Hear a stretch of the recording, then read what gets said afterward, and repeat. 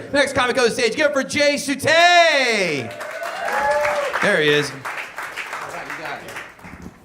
All right, my name's Jay Sutay, and I am actually a pediatrician from Connecticut. Everyone's clear on what a pediatrician is, right? Baby doctor. There was some confusion at the Elks Lodge last weekend. I did a show there, and after the show, a guy came up to me and wanted me to look at his feet. So we're all on the same page. Baby doctor, actually take care of kids from birth all the way till college graduation or their first felony arrest, whichever happens first. So, pediatrician, not pedophile. Christ, you don't want to get that wrong on the business card.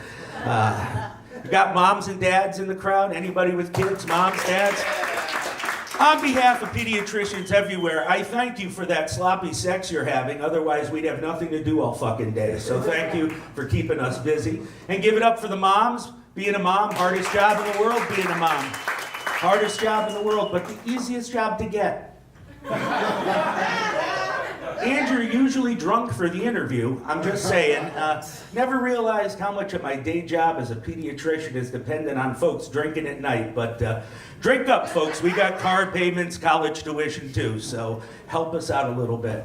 Yeah, I've been a pediatrician for a while. I found something out recently, very interesting. The baby inside mom's pregnant belly can actually hear the parents' voices, can hear the parents talking the last trimester. So the last 3 months of the pregnancy, baby's in mom's belly, listening in on mom and dad. And as the pediatrician who eventually gets to meet and work with these parents, it always makes me wonder if some of those babies that are born with the cord wrapped around their neck a couple times, it makes me wonder if those aren't failed intrauterine suicide attempts, because I mean, some of these parents have no clue what I can actually do for their kid as the pediatrician. I mean, for instance, I had a dad bring in his 14-year-old daughter the other day. 9 o'clock in the morning, kid's got a fever of 103 degrees, and dad says to me, "Doc, you gotta have her better by 2 this afternoon. She's got travel soccer tryouts."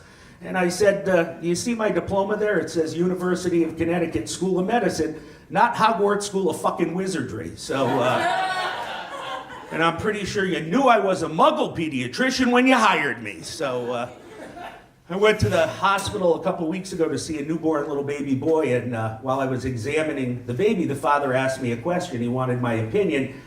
He wanted to know if I thought the circumcision would be painful for the baby, and I said, geez, it must be. They have it done. They can't walk for a fucking year.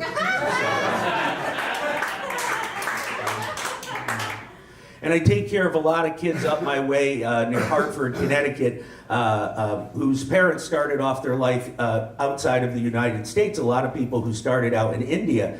And as the simple country pediatrician, I can't spell or pronounce any of these kids' fucking names. I mean, names so long they don't fit into the 24 characters of our electronic health record. So hard to find them when they're born at the hospital, but I made a deal with Hartford Hospital. Anytime there's a baby born to my service whose parents are from India, they just admit the baby to room 711, and I can find them without any problem whatsoever. So yeah. You bring people from India where there's a lot of diseases that their immune system have to fight 24/7. I'll tell you, they have litters of babies when they get good prenatal care. And I can only imagine the scene in the delivery room with the OBGYN yelling out to the nurses, "Help me here! 1 little, 2 little, 3 little Indians." It's a children's song. But I've been doing comedy now for about 11 years, and I've been lucky. I've gotten to work with some top-name comics with specials on Netflix. In fact, I've been fortunate enough because a few have asked me to write for them. Prescriptions, mostly, but you gotta start somewhere. And I don't know. The exam room is an interesting place to come up with material. I had a 13-year-old boy in the other day for his checkup, and when they get to be a little older, I'll ask them if they have any questions that they want to ask me without their parent in the room. And this kid said he had a question, so his dad left, and I said, "What do you got, buddy? What's your question?" He goes, "I don't know what I did last night, but I think I broke my penis." And I said, "Broke your penis? What are you talking about?" He goes, "I had no idea. I woke up this morning, there was glue all over the place."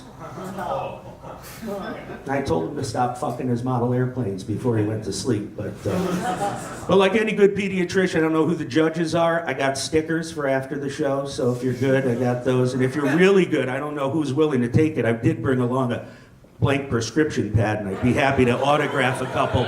At the bottom, you could do whatever the fuck you want with it because I'm tired of pediatrics. I'm Dr. J. Thank you.